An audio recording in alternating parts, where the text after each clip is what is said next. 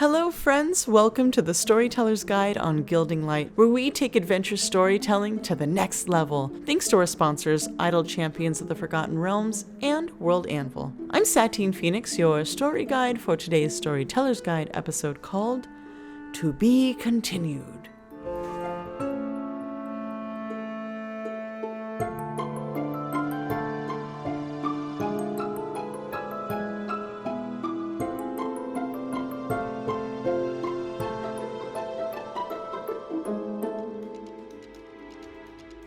This episode is inspired by the words of my favorite doctor. I don't want to go. When planning your story and creating arcs, it's valuable to think ahead to what the world might be like if your players succeed, and what it'll be like if they don't. It's fun to entice them to return to play in the game or read your next book. We talk about story in books and TTRPGs, but we know many of you out there make games as well. Idle Champions is always releasing new adventures. They're amazing at keeping the story flowing with events every 3 weeks and new campaigns in between events. No matter what medium your storytelling is expressed in, here are a couple suggestions on how to leave your audience longing for more. End of an episode, chapter, or session. If you've written out your first major story arc and broken it into chapter sections/sessions, you have a general idea on how this section should end and how the next will begin. At the end of the session, give your players a little tease. Let them see into the very beginning of the next session. This could be describing a location they're entering or revealing the reaction of someone who walks into the scenario. Pay attention to the end of your favorite TV shows for ideas on how to give sneak peeks into what happens next. End of a season. If you've broken your story into seasons of 8 to 12 sessions or chapters and have another season ready to go, give little hints at the end of the last session as to possible events that have been created because of what the players have done. Make them curious. They saved the day, but at what cost? Try metagaming a little bit, narrating a scene that someone they will encounter next season is in. Show them what fate they leave the world in and ignite in them ways to keep striving to win, if they return for a new season or series of sessions. End of a campaign. In this scenario, we've satisfied multiple story arcs and can assume entire lives of characters. Perhaps you don't want to stop playing in the world you've created. You want to keep going, and you can tell some of your players might too. Using the same techniques I explained in the end of season, explain in monologue how the world has changed. Introduce an NPC who's in search of new adventurers to continue the story, inspired by the legends of the previous adventurers. Or the NPC can reveal a hole in the previous campaign and look for adventurers to begin a new quest of fixing the world that was broken. As reminded by our friends at worldanvil.com, there is always another story to tell and another place to explore. Although this particular story is over, the characters continue to live in the world.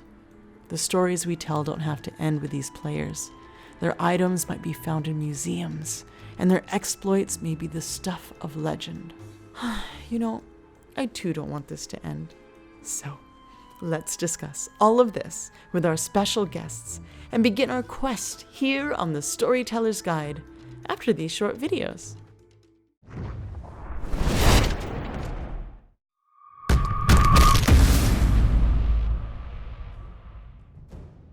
Hi, I'm Benwin Bronzebottom, celebrity dwarf and video game enthusiast, and this is my sidekick, Crowy. Hello. We're here to tell you about Idle Champions of the Forgotten Realms, a Dungeons & Dragons-based strategy management game from Codename Entertainment. They're Canadian, so you know it's good. Let's talk about the game. Did you ever play Cookie Clicker? Of course not. This game is a management game like that, but with far more emphasis on strategy. And with a flavoring of D&D's lore and legendary heroes, you can unlock your favorite champions like Farida from Aaron M. Evans' Brimstone Angels saga, Minskin Boo from Baldur's Gate, and the fourth and final member of Acquisitions Incorporated the C Team, Amy Falcone's Walnut Dongras. The K is silent. Create the best adventuring party possible based on the formation options, your character's ability, and the obstacles and enemies you face. Or you just randomly click on things like I do and hope for the best. You can click on enemies to assist your champions, or you can set them up and walk away and let them do their thing. It's entirely up to you. I'm playing on the toilet right now. Why wouldn't you be? Idle Champions is available on all your favorite gaming platforms, including tablets, for the low, low price of free. So download it now. End with joke. You're not supposed to read It that. says end with joke. No, we're supposed to come up with a joke to go with where it says end with joke. I don't know. End with joke is pretty funny. Wait, on three. Ready? Yeah. 1, 2, 3. And with joke. I think it's funny. It's very funny.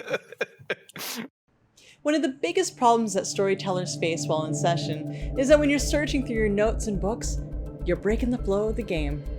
World Anvil allows you to manage your lore, the stat blocks of your PCs, NPCs, and monsters, your music, handouts, and so much more from a single screen.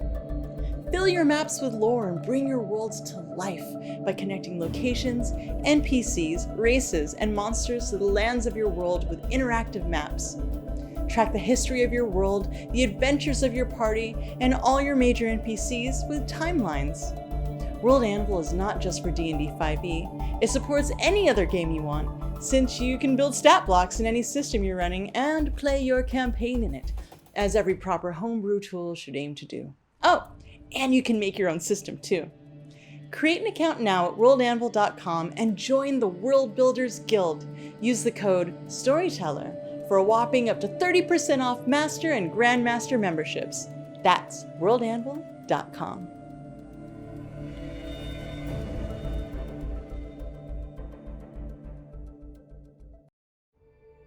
Hi guys, and welcome to the Storyteller's Guide on Gilding Light. I'm Satine Phoenix, your story guide.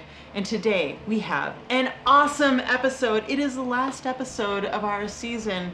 And here with me, to my right, your left, or something similar, we have Kyle Newman and David Nett. Kyle Newman is a filmmaker director of Fanboys and Barely Lethal, and the co-author of Art and Arcana. And David Nett is the writer of Starter Kit and the co-owner of Hero's Journey Fitness. It's a brand new baby fitness center. Only 9 weeks old. Oh my God, it's so beautiful. Congrats. Thank you. Thank you guys for being here. Of course. I know and love you both very much, but they don't. So let's give them a little something about you. Why don't we share with them your favorite aspects about creating stories? Want to go first? You can go first. They just transport you somewhere else. They get you out of your daily headspace. They liberate, they inspire. I think good stories make you want to pick up a pen or a paintbrush and tell your own. That's always been for me the most magical and transcendent stuff, the things that connect with me. I think when they're imbued with emotion, and the full spectrum of emotion. So I love it if you can cry and you can laugh and you can have it all. I always connect with those types of things. But I think storytelling is really, you're tapping into something subconscious and then you're making sense of it. And hopefully it's something that's gonna connect to, it's personal to you, but you can make it personal to many. I think that's when it's powerful. Anyone can almost tell a personal story. If you can tell a story that can then be personal to so many, that's powerful. So I love those transformative and inspiring elements of storytelling. I like collaboration.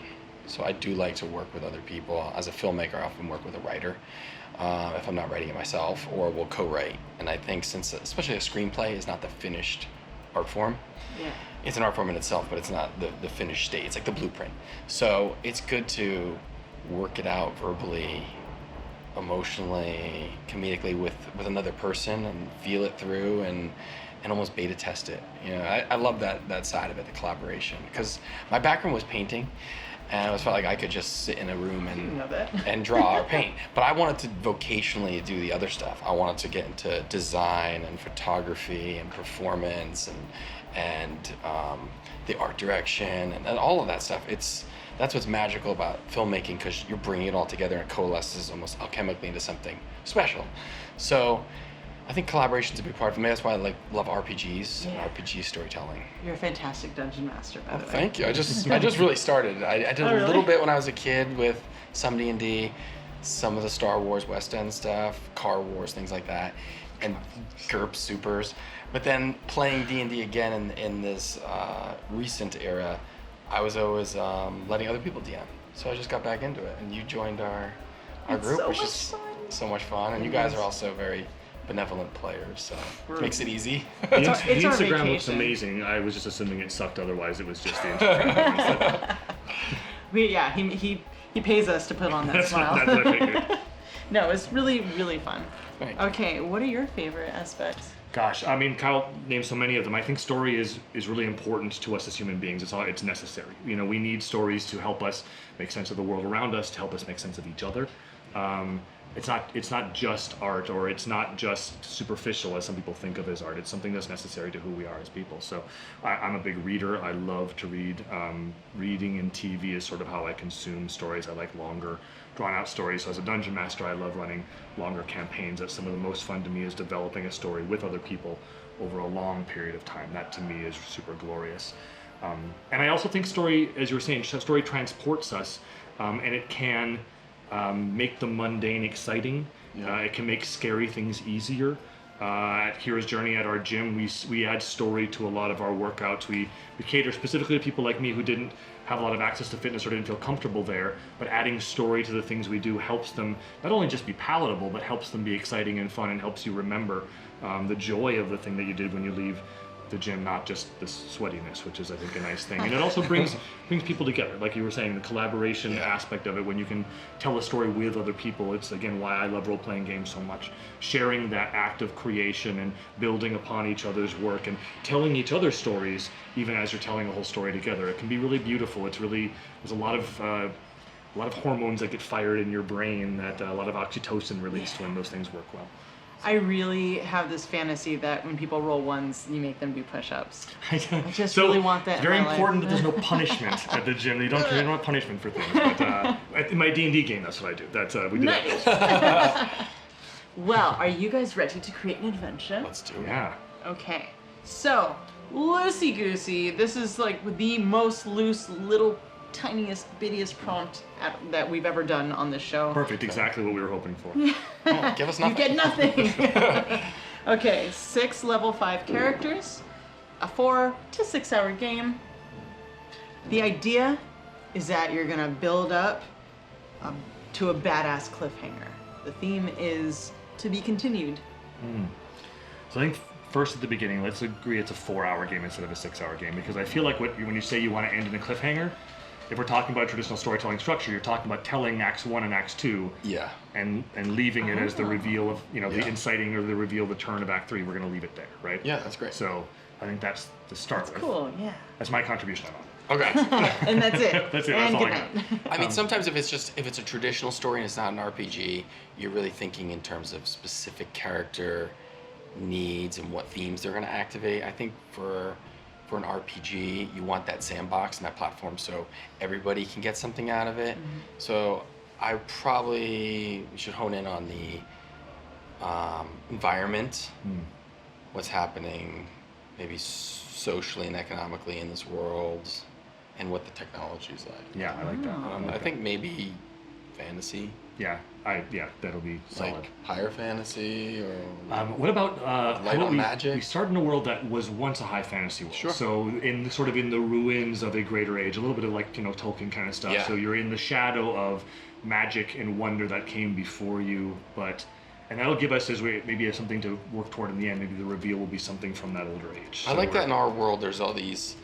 There's the esoteric culture, the secret societies, and if you really look into them, they're all built upon things that people actually believed in, even if they made sense of it in an arcane way. And so you're talking about like so Freemasonry. now they're and stuff like that. what Templars were, or troubadours. Like it's we just accept it as fantasy now. Right. In this world, but they're myths and stories, but maybe there's some truth to it. I like that. I dig that. That if they dug deeper, they're realizing all these foundational things. There's a lot more depth. Yeah. So maybe magic, wherever they are, isn't as readily available, but they're going to realize this is something they can tap into. It's not gone. Access if they leave the safety of their world or wherever they are. And I think an opportunity to use that too to wake up your understanding of the world around them. They maybe live in the shadow of giant bridges or crumbling temples or whatever that they take for granted, that they don't maybe see the power in, but the power that created those things is something that is still there. But maybe a world that's been split in two and no one goes past this chasm to the other side. So maybe building up to the end of our 4-hour session, wherever that journey takes us, it gets to this huge precipice, this infinite chasm. It's just endless mist. and they have to somehow go Breach the myth. So I think this is into important it. for, Maybe no one's done that in hundreds of years. and what I like about this, I think this is important for the nature. If you're going to try to plan a session, so we're trying to plan a session with our group that ends in a cliffhanger, we got to necessarily start from that, Yeah. from the cliffhanger. We want to backwards, railroad right? them. Yeah. I mean, however they get there, even if we let them We wander. want to get how we're going to get Right. them to this spot, and I think if there's enough, those like little breadcrumbs that are going to make them introduced early enough where they're going to, no matter which way they go, they're still going to want to get to, if it's an edge or some drop-off point or launching point, we're going to know that they're going to want to get themselves there, despite whatever they're dealing with or encountering. And the cliffhanger is that moment that you notice the change before you understand the change. That's the thing, right? Wait, so we talk about that. whoa. We're going to step across the bridge. Let's say we're going to plan toward an ending where you're crossing some vast bridge across this chasm that goes to the other side of the world, and when you step across that bridge,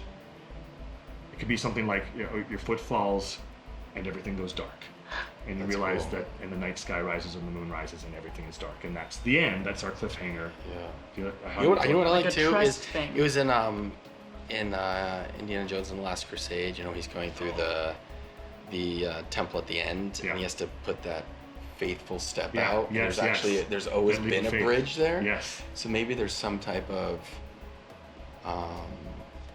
mystical or some type of thing that's an entryway that no one's thought to even walk on to Right. get there. So there's always been this connection, but no one's been taking that road. So do we think the cliffhanger at that point then is, again, if we're going to work backwards from this, the cliffhanger is you step out into nothingness, and that's where we're going to end tonight? Is Yeah, that it could the be cool. cliffhanger? Yeah, and everyone's told them. Oh, man. Everyone's told these people that there's, it's broken. There's no way there. But also maybe the clues they found have led them up to a question of faith. Yeah. Are you going to believe these things that you're now seeing or experiencing, and make that step or not? Can you So maybe they believe- won't do it. Maybe they'll turn around and go, "Oh, we can't get across here," or "It is impossible to look for another way." Or maybe someone will be like, "I believe from what I found that there is a way through." Can you believe in the world that came before? Yeah, I think why things like Star Wars work too spiritually. Yeah.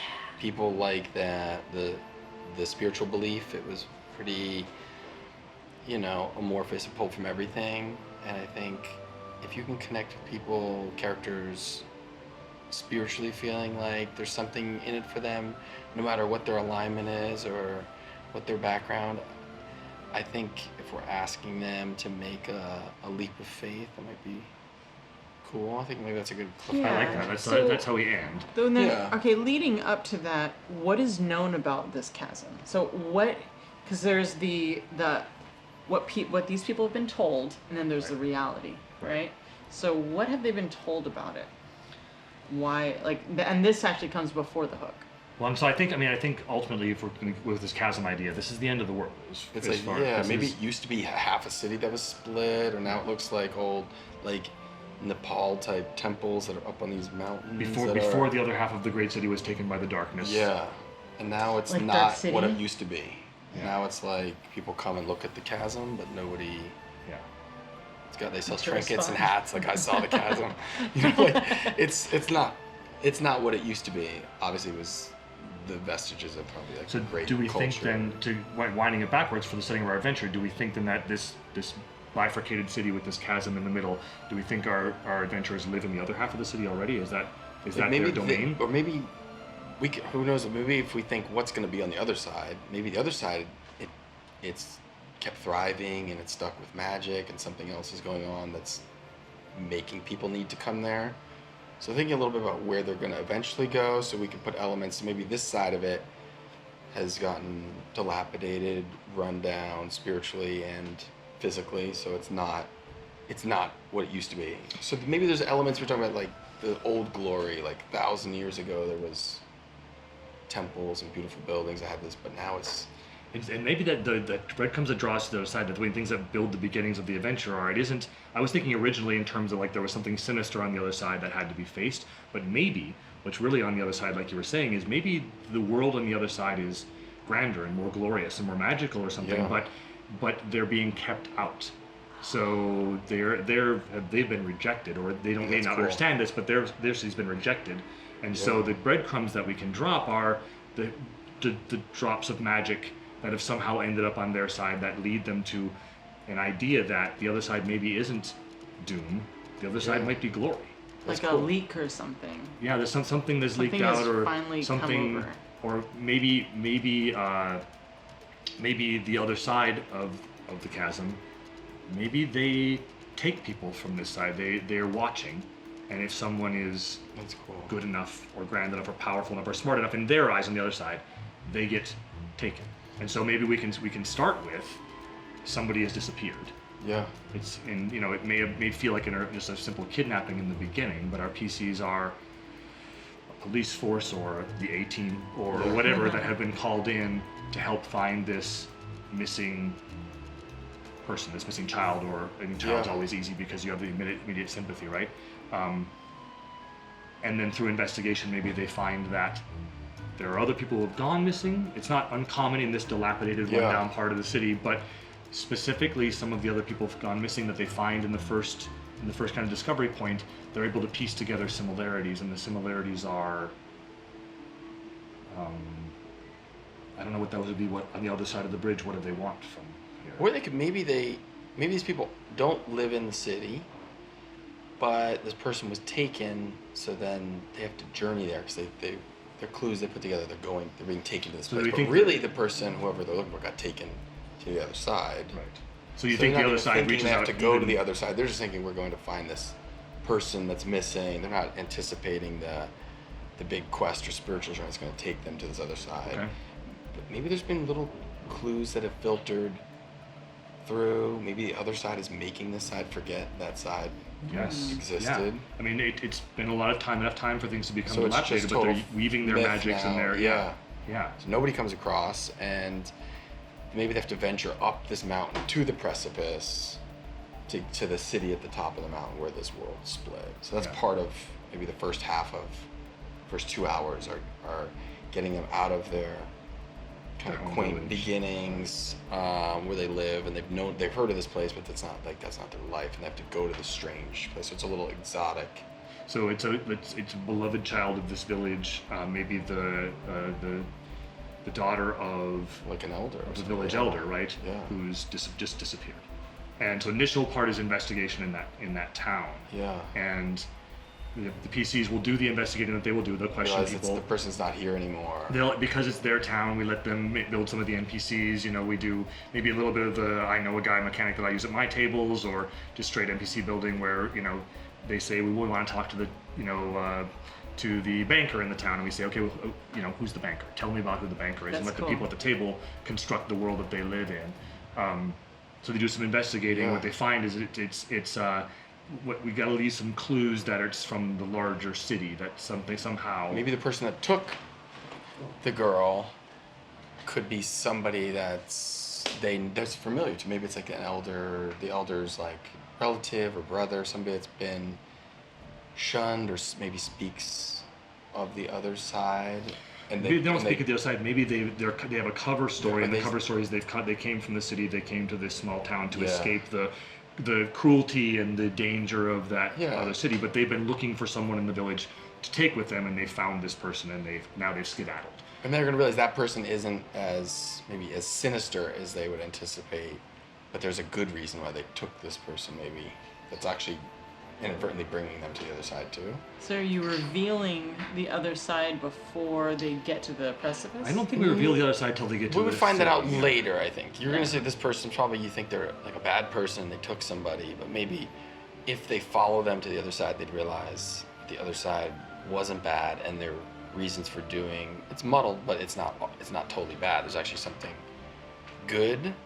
So this first chapter is investigation. So the Yeah. opening part is there's been a kidnapping, beloved character, investigation, and the discovery is also the disappearance of person X, advisor to the elder, who came from the city a decade ago to escape the cruelty of the city. Yeah. Has helped all the village in all these ways, but they've gone missing as well. Yeah. And so it becomes logical to think, and then maybe talking to some of the other children, you find out that he's been spending time with each of them, giving them like weird little tests. Like he's got a case of little objects, and he asks them which object is yours, like in Lost, right? I'm just pulling from Lost right Yeah, now, but that's cool. he sets objects out in front of them and says, which one of these is yours? And they choose, and he always says, you can keep that, and he closes up his bag and he leaves. But then some kid knows that he talked to, I'm just gonna call him Liam because an NPC in the game I played last night was Liam. He talked, or let's call her Esther. Esther, I like Cool. Esther. So, but you find out that he talked last night. He was going to talk to Esther. She was the last girl he talked. Yeah. And so you have this weird, which thing is yours, and like this guy's advisor this capacity. What a creepy weird, old dude just creepy. comes over talking to the kids Yeah. and handing them And just like the things. idea of setting out strange, cool, beautiful objects that the kids can describe weird things that the PCs have never seen, and then when the question is, which one of these is yours? Like what a weird and Maybe this happened to one of evocative- the PCs when they were younger. Oh, they can even remember it They're happening like, to them. Oh, I remember he put these objects in front of me. And they might even have the thing still. Yeah, they'd be like, That "Oh, was this." theirs. That's cool. But it But wasn't Esther the thing. picked something So different, maybe it hasn't yeah. been a decade. Maybe it's been like 30 years that he's been Yeah. doing this, and he finally found He's someone the who gave him the only right answer. person who's come across. So Yeah, he's the all only the person they know from- information That we know they of. have Yeah. That we know of, and we might realize maybe they've sent these emissaries. So to the other first side. chapter ends with, we think this guy has taken this girl, and he's been obviously from our PCs as well as all these other kids, he's been looking for someone for some reason for 30 years. Yeah. Oh yes. And where could he have gone? The only answer seems to be this city. Yeah. So the first chapter sort of ends with that realization of, I think we have to go to this city. Ironically, maybe there's something by the end of what would be the second one. They would find the man and the girl. Maybe something happens to the man, and they end up having to like pick up the mantle and finish. But this guy was going to deliver Esther rather than bringing him home. So they think that they're supposed to bring a girl back, and they end up being the ones that have to. I love the idea of that, like later, before we get to the cliffhanger, it can turn out that this feels sinister right Yeah. now. But eventually we find out it's not sinister at all. Yeah. It's important and Yeah. needs to be completed. I love that. That So could you be- twist the story in the middle. Yeah, they think, I love I'm that. gonna bring this girl back, and that's what our mission is, at least. But really, they're gonna spend a lot more time on the other side of the Great Divide. You know? So, okay, so this village is here, and then there's a mountain that's split. And I think that there's some kind of plane or something I would to think cross. it's the whole, like the planet split Oh, in okay. half. So this, if you were to go 1,000 miles north or south, it's It's just like this big just rift. split. Yeah, I like Okay. that. Now, do the people who live in the small village know that the split the world? I like the idea of them saying the world split. Like that part of their mythology is the world split. everyone just knows it happened, and I maybe that's how traveled 1,000 they. miles north. Most of and their it's still gods like- are explanations for why the world split, Right. and maybe it's that old. Yeah. So when they have to journey to this place where the split is, because I imagine that there's rumor, there's like mythologies about it. Yep. Um, Well, and yeah, how just traversed journey- has this been? I think it's not very often traveled. This has to be far enough away that it's scary. Not only is the destination scary, but the journey is arduous and scary. Yeah. I mean, nobody has come back. The only person they've seen from the city is this guy who came 30 years ago. Nobody else who's left has ever come back. Are And there that starts to feel guardians? sinister, even if we feel eventually Yeah. that it's not sinister, it starts to feel sinister. And I think that there has to be some entity blocking them. We're still talking about a fantasy game, so there has to be, I think in the second chapter here is where we want to introduce some kind of a combat or physical conflict, right? So there's got to be this arduous journey of whatever it is, but strange creatures that guard the path, or maybe you just hunt the pathways. It's not a deliberate guardian. It Yeah. feels like a deliberate guardian, but Like it's a hunting the bandit pathways. type of thing where they just come in I because almost think about creatures more Like because apex predators that yeah, like weird have creatures unchecked of, have kind of evolved. as a result of the schizo or of the chasm, this they space in crawled between up is from the earth. or That's Yeah. cool. something? Yeah. Yeah, so the these- closer you get to it, these difficult to understand things, and the city will be fortified from them, but the country is not. And so yeah, so I think introducing into this story, I think because of the nature of the cliffhanger and this twist we want to do in the middle, I think introducing the weird is probably a good deal. Like drawing something from like Newman era and the Cypher system, and just living in the weird, you know? Okay. Do they know there's a bridge? I don't. they don't know there's a bridge, but I think something they should. Maybe people in this place where they're going have. No one else in the world would believe it, but the people that live on the edge have theories and feelings, and they're the ones that believe there was something real about the other side, whereas nobody really believes the other side. That's a story that the world was split, you know, Because they can't there was another physically city. see it The because other it's all side is- covered yeah, in mist. People that Danger still and live in the darkness city might weave tales about how this was half of another city. There's another glorious place over there. We just can't reach it anymore. so then it gives them belief that there is something. Yeah. So I don't know if they know there's an absolute bridge, but someone might tell them that, or if they. And I think when they get there, once they start to Yeah. unravel the things that need to happen, they can learn of the bridge. But I think that it will be important that however they learn of it, they don't learn of its nature, because Yeah. that's our cliffhanger, right? Is the step of faith, the leap of faith. Yeah. They learned this place is real, and that there might still be a way across. Or they at least have been told by someone that by that point, they think they can trust that it's real. Yeah. Whether Enough they that they- believe it or not is part of Yeah. the So there's the cliffhanger. faith element. Yeah. Yeah. I love that. So we find the investigation. They set off on the journey. We fight some kind of weird monsters that block their way. The journey is probably arduous, but there's a trail they're following. So when I'm building story like this, I always think about what can I steal from and then embellish, right? So we have our investigation in the village and the lost kid. They set up across the desert. It's a little bit of a gunslinger, right? You're following the man in black across the desert.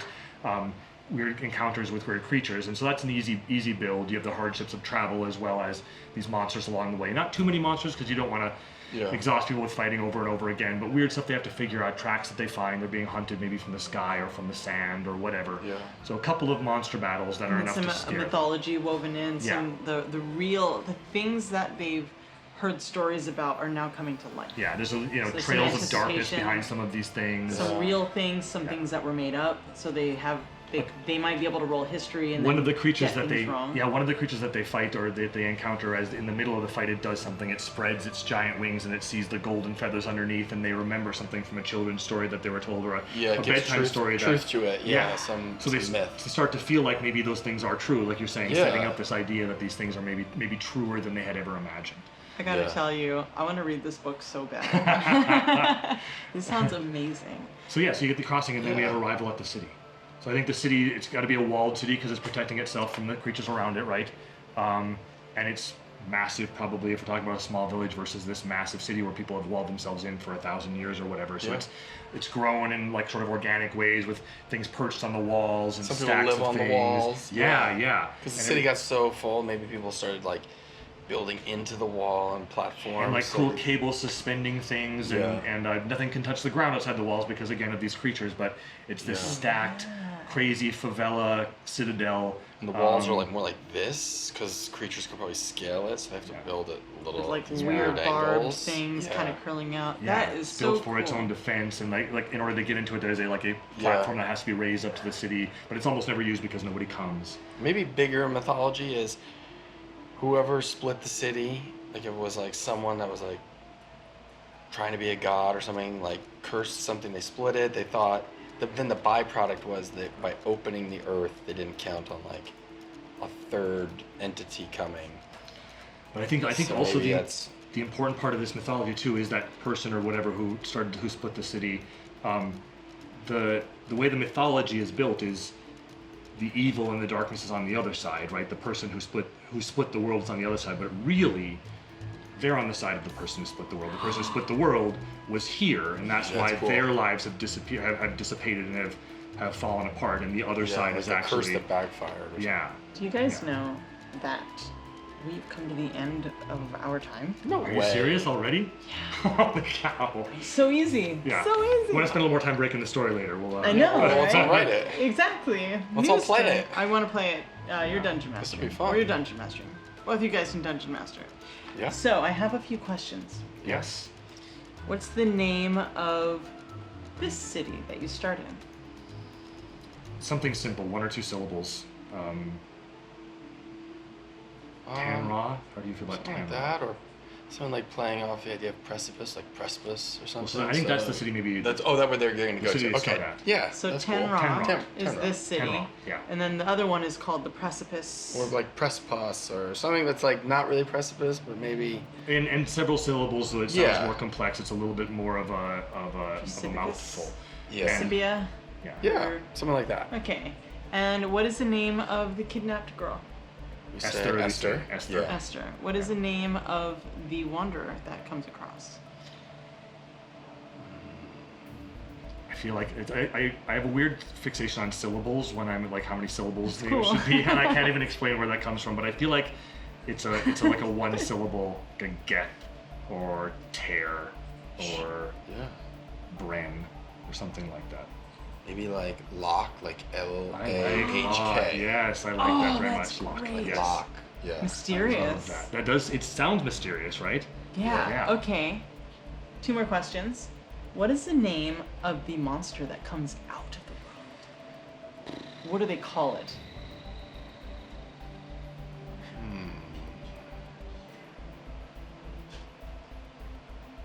And this could be something that it's named before they see it. You know, So like I have it's a weird, part of their mythology. I don't know what the real name. So of the creature, maybe the name was known before the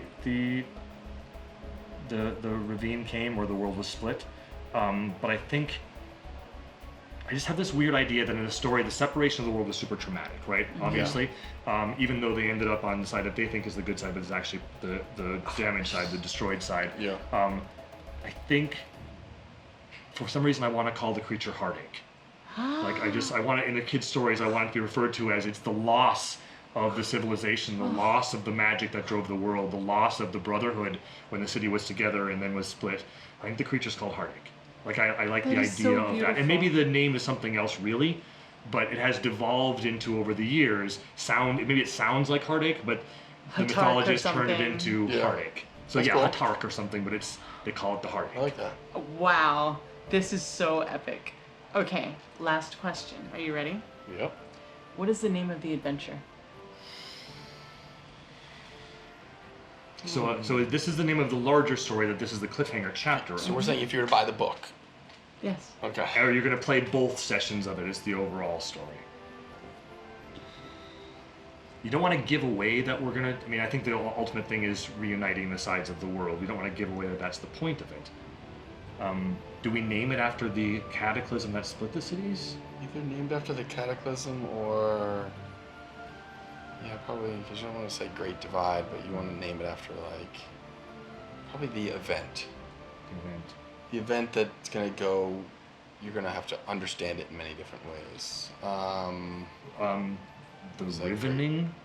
Riven? I like the idea that the Yeah. word is riven. Yeah, that's cool. Rivening sounds like a weird word. I'm not sure if that's the right word. Yeah, Rivenation. The Riven? So it could be like the divide. The Riven Land. It used to be called the Riven Land. Are we in? Is that good? Is that the name of our story? I feel like in this moment for 2 writers, all the best we can do is working title. Yeah, work in progress.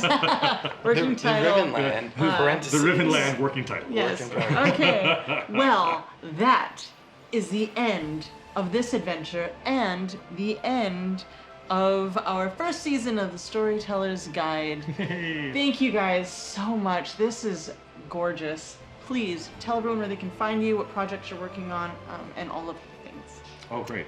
Largely you can find me at Kyle_Newman, Twitter, Instagram, Facebook fan page. Always happy to talk Dungeons and Dragons and storytelling and film, Star Wars as well.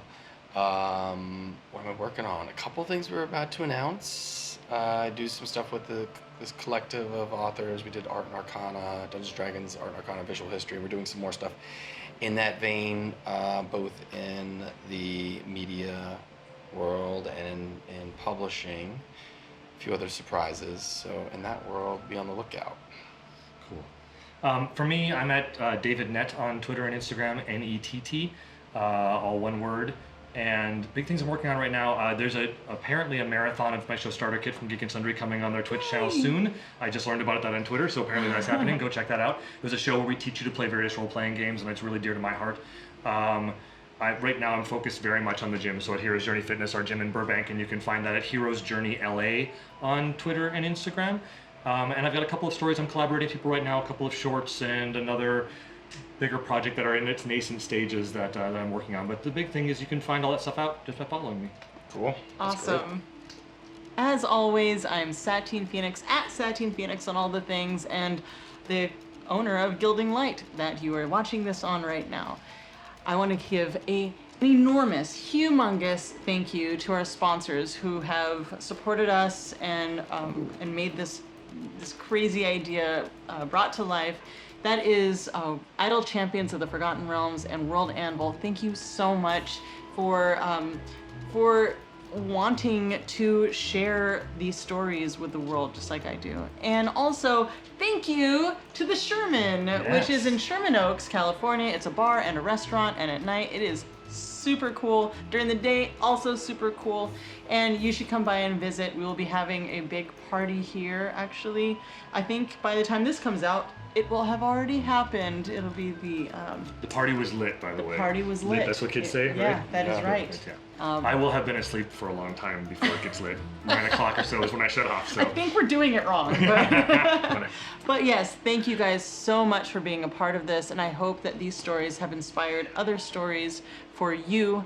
And until next season, we'll see you guys later. Have a wonderful everything. Bye, guys.